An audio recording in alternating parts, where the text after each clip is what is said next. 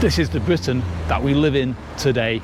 This is the Great Britain that towns and cities across the UK are full of boarded up shops, next to Eastern European shops, next to Turkish barbers, next to more boarded up shops. And this is a Great Britain that's very much different from the Great Britain of 2010 when the Tories came into power. Fast forward 14 years of austerity, budget cuts, cuts to public services, and this Great Britain is a Great Britain that I don't want to be part of anymore.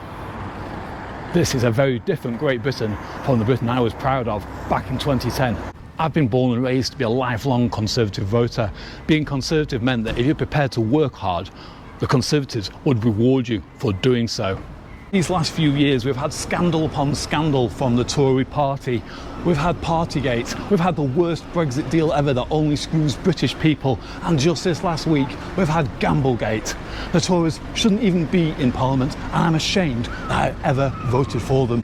Rishi Sunak, whilst quite likeable and affable, is the most out-of-touch Prime Minister we have ever had, and the only reason he called this general election early is so he could scurry off to one of his multi-million pound mansions. This is a short video I did earlier in the year that showcases the type of person that is still voting for Tories in 2024. Cue the video. If you have an extensive property portfolio, vast amounts of offshore interests, you're a fully paid up member of private medical care, you live in an affluent town or village, and you don't really care about what happens in the rest of the UK, then you want to vote for Conservatives on May the 2nd. Vote for them and let the UK go down the pan. Labour have been in power twice in my lifetime and under much better leaders than Sir Keir Starmer, and sadly I am old enough to remember just how worse off working taxpayers like myself will be under Labour.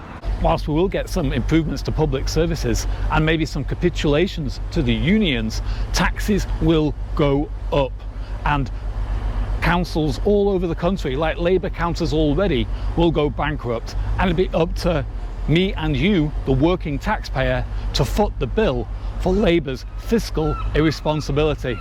This is a video I did earlier in the year that represents what a typical Labour voter looks like in 2024. Cue the video. If you live in the UK and have never paid and have no intention of paying any tax, or maybe you have a job and you've been on strike for the last few years and you want to be on strike for the next 4 years, then you need to get out on May the 2nd and vote for the Labour Party. They will bankrupt the country, but you won't have to worry about it because it'll be the British taxpayer that foots the bill. What we need is real change. This two-party system is well and truly broken, with both Labour and Conservative consecutively failing Britain. What we need is a strong leader that will make those bold changes to make Britain great again. We need reform. Reform will reduce net immigration, will stop the illegal boat crossings, they'll restore law and order, and they'll repair our broken public services. Left-wing biased media outlets like BBC and Channel 4 will make you believe that it's still a two-party race, Tories v Labour. It's not. They'll also make you believe that a vote for Reform is a vote for Labour. It's not. Reform are ahead of Tories in the polls, and they're catching up on Labour. Don't be shy. Give Reform your vote on July the 4th, and at the very least make them the opposition party in Parliament. And if not this year, then in 2029 we will finally have the Prime Minister that Great Britain deserves. Vote for real change.